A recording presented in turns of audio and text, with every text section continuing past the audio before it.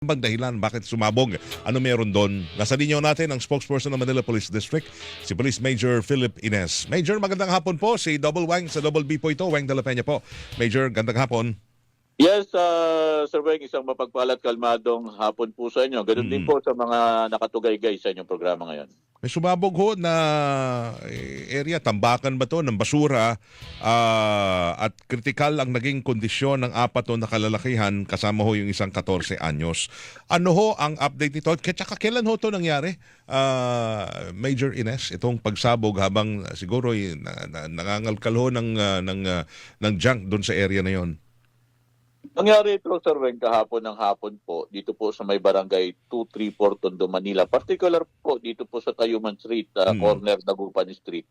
At yung mga tao naman po, yung mga na-injured po dito, ay hindi naman po sila nasa critical condition, kundi mga minor injuries po ito. Opo. Dinala po ito sa pinakamalapit na hospital, dito pong Dr. Reyes sa Memorial Hospital. At yung pong last bulletin natin, stable condition naman po sila. Hindi lang po pa na-discharge dito sa hospital natin. Pero kasama ho doon may menor de edad? Yes Sinasabi. po, Sir Weng. Meron po tayo doon, isang 14 years old po. Ito pong mga ito ay mga tinatawag nating palero o yung mga nangangalakal po. At yun po ang nangyari dito, Sir Weng. Meron po silang nakuha na isa pong compressor ng isang aircon. Yun po yung nakuha nating information base po sa account ng mga testigo doon. Opo. At kinakalakal po nila dito. At nangyari po yung aksidente. Pagbabaklas po nila dito, ay pumutok po ito kung saan po nagkaroon po sila dito ng mga pisikal na pinsala. At ito nga po, yung ating 6 na biktima po dito, dinala po agad ito ng ating mga personnel dito sa pinakamalapit na hospital. Punyuntahan po ito ng nakakasakop na station. At nakasama rin po natin dyan yung ating pong Bureau of Fire. Nandyan din po yung ating EOD. Nandyan din po yung ating personnel po ng Station 2. Kung saan nga po pinoseso po yung pinakalugar. Hindi po ito tambakan na Hindi. po ay opo, ano lang po ito, tabi lang po ito ng kalsada. Opo. At nagkataon lang po talaga, aksidente po at ayun po yung nangyari. Pero yung pong nakuha nilang compressor, ano yun? Parang iniwan lang doon o talagang doon ho iniiwan yung mga hindi na ginagamit na kung kagamitan. Tapos hinayaan para doon sa mga, yung katulad nyo, mga naghahanap ng pwede pang mabenta, pwede pang mapakinabangan, yung mga palero. Sir Weng, sa pagkakalam po natin, base din po sa mga nakuha nating impormasyon, ito po ay galing doon sa isang lugar doon na nasunugan. Kumbaga po, may mga nakuha sila doon ng mga kalakal. Opo. At isa nga po itong compressor po ng isang aircon. At yun nga po ang naging dahilan nung kanila pong binabaklas para pakinabangan sana yung mga tanso doon. Pumutok po ito. At yun ang naging dahilan po kung bakit po sila nagkaroon po ng mga ganong mga injuries po. So dala na pala nila yon, tapos naghanap lang sila ng lugar kung saan ay pwede nilang dismantle pa siguro, di ba? Hiwa-hiwalay, kung ano yung mapakinabangan doon, tanso ba, kung ano mang gamit. Ganon yung ginawa nila. Tama po kayo doon, Sir Weng. Yun nga po ang nakita po natin. Kaya nung sumabog po yung compressor na yun, ay yun nga po, dahil nga po, syempre may mga parts po talaga yan. Sabi nga natin, tumama dito sa ating mga kababayan na ito. Yun po yung nakita niya kung bakit po sila nagkaroon ng mga injuries. Opo. Dinala naman po agad sila sa pinakamalapit na hospital at yung last bulletin nga po natin dyan, ay nasa stable condition naman po sila. Hindi lang pa po sila na-discharge ngayon. Okay, yung pong ginawa nilang pinukpok nila yung compressor kaya or may hinila ho sila ron na nag-trigger kung kaya nagkaroon ng explosion? Ay, hindi lang po tayo sigurado doon na, Sir Weng, kung paano po nila doon.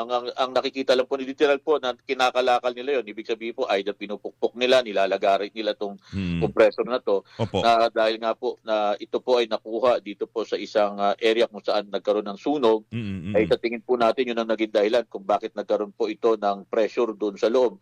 At pumutok po ito. Yung pong apat na yun, ano yung magkakamag-anak sila? Or Sa tingin ko po, magkakakilala po ito. Yes, Sir Weng, ang sa atin dito, nakuha lang po natin dito yung mga pangalan nila. Kalimitan po dito, yung edad po nito. Isa pong babae dito, may 36 years old po. Meron po tayong 36 years old. Ito pong si alias Michael, 49 years old po. Tapos ito pong si Roman, alias Roman, 51 years old. Isa pa po natin dito, si alias Ryan po, 43 years old. Tapos ito pong si Jimboy, 59 years old. At ito pong minor natin, si alias Troy, 14 years old po. Bale, ilan sila lahat? Anim po lahat Anim ito, lahat. Sir Weng. Isa Opo. po dito minor, isa po Opo. dito babae. Lahat to sila, sabi nyo, stable naman ang kondisyon pero may mga malalaking sugat. Hindi nga lamang at least, hindi sila naging critical. Yan po, yun po yung nakuha nating information. Opo. Nabigyan naman po sila ng medical attention sa hospital at hindi lang po sila nag-discharge ngayon. Kawawa yung mga sitwasyon ng mga palero, naghahanap ng ganyan, mapagkakakita, maibenta, tapos ito pa sinapit. Napakadelikado pala niyan, yung compressor, aircon. Dali, yung itsura ba niyan, yung parang, kung familiar kayo sa mga aircon, yun yung parang cylinder ba itsura nun? Oo, Ano po yun, parang, Sir Weng? Ito po yung canister po siya, kulay oh, black po. yun. Kung familiar po kayo dyan. Opo. Yun. Talagang hindi nawawala yan. Kitang-kita yan sa mga aircon, ano? Tama po kayo dyan. Tsaka hindi lang po ito nangyayari doon. Kahit nakikita nyo po sa mga junk shop, minsan may mga aksidente talagang nangyayari dyan. Opo. Habang halimbawa po kinakalakal nila yung mga dinadala doon, may mga pagsabog po talaga nangyayari. Kaya nga Oo. po, siyempre paalala po ito doon sa ating mga kababayan na palagi tayong mag-iingat. Check natin maigi yung mga kinakalakal natin para hindi po maulit itong mga ganitong pangyayari. Okay, so hindi yun explosive device ang sumabog, yung pala aircon compressor. Yes po, wala po tayong gano'n at ito po ay prinoseso po ng ating EOD o yung ating Explosive and Ordnance Division po ng Manila Police District at wala po tayong nakita dito na explosive device o materials. Opo. Kaya po wala po tayo, describe po natin yung ganong anggulo. Kung hindi, aksidente lang po talaga ito. Ito po ay isang pong pressurized canister Opo. na kinakalakal po nitong mga palero natin. Alright. Major, salamat ho na marami sa oras na naibigay nyo ngayong hapon sa Double Wang sa Double B. Maraming salamat, Sir Weng, sa pagbibigay ng pagkakataon. Maibigay namin ng mga ganitong impormasyon sa ating mga kababayan, partikular po dito sa Timbulan ng Laya at Diwang Dakilang Luzon ng Maynila. Sa kalan po ng aming punong taga-Timon, Brigadier General Arnold Abad, makakaasa po ko sa kagyat na serbisyo para sa Manileño. Sa Salamat. kalmadong hapon po. Thank you. Police Major Philip Ines, ang spokesperson ng ating MPD, Manila Police District.